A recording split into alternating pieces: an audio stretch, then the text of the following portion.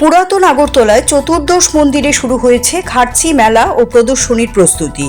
মেলায় স্টল দেওয়ার জন্য রবিবার থেকে শুরু হয়েছে ফর্ম অর্থাৎ আবেদনপত্র বিলি। চলবে 28 জুন পর্যন্ত। লটারি হবে 1 জুলাই। খার্চি পূজা ও মেলা শুরু হচ্ছে 3 জুলাই থেকে। ফর্ম বিক্রির প্রথম দিন মন্দির চত্বরে যান এলাকার বিধায়ক রতন চক্রবর্তী। তিনি ইচ্ছুক ব্যবসায়ীদের প্রতি আহ্বান জানান তারা যেন সুশৃঙ্খলভাবে টিকিট নেন এবং লটারিতে অংশ নেন। মেলায় সবার প্রতি শান্তি শৃঙ্খলা বজায় রাখার আহ্বান জানান। সেই সঙ্গে বলেন, নিরাপত্তার কথা ভেবে সব ধরনের ব্যবস্থা নেওয়া হয়েছে।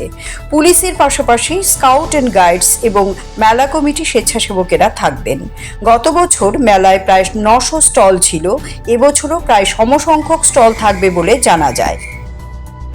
পূর্ব ঘোষণা মতো আমরা যেটা সাংবাদিক সম্মেলন করে ঘোষণা করেছিলাম যে 15 তারিখ থেকে টিকিট বিক্রি শুরু হবে, তো আজকে সেটার শুভ সূচনা হয়েছে এবং সবাইকে আহ্বান করবো যে আপনারা টিকিট নিয়ে আগামী দিন যখন স্টল বন্টন হবে লটারির মাধ্যমে সেটা পেয়ে আপনারা এসে সুন্দরভাবে শান্তি শৃঙ্খলা রেখে মেনে ব্যবসা করবেন।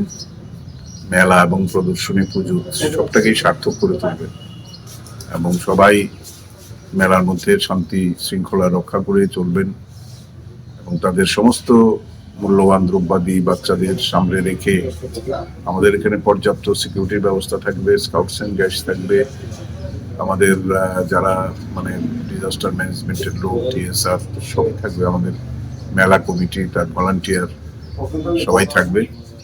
তো এটা তো একটা বৃহৎ যজ্ঞের মতো, কারণ 7 দিন ব্যাপী এরকম ভাবে মেলা এবং প্রদর্শনী পুজো তিনটি একসাথে চলতে থাকে।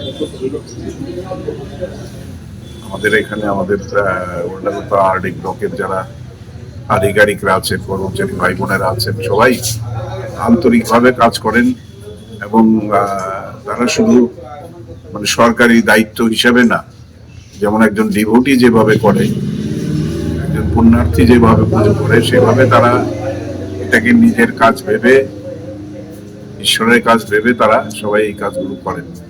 যার জন্য আমাদের এই 5টি মেলা আমরা করেছি, এই নিয়ে সবগুলোই সাকসেসফুল হয়েছে এবং সমস্ত ধরনের ব্যবস্থাই আমাদের এখানে থাকে। যাই হোক, সেটা নিয়ে আমি আগেও বলেছি, পরে আবার আরো কাজটা অগ্রসর হোক, তারপরে আবার কথা বলবো।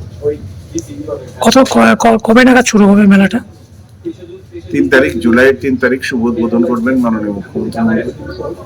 প্রথম দিনে উপস্থিত থাকবেন মিনিস্টার সুশান্ত চৌধুরী মহোদয়, মেয়র এবং বিধায়ক দীপক মজুমদার মহোদয়, বিধায়িকা স্বপ্নাদেব বর্মা মহোদয়।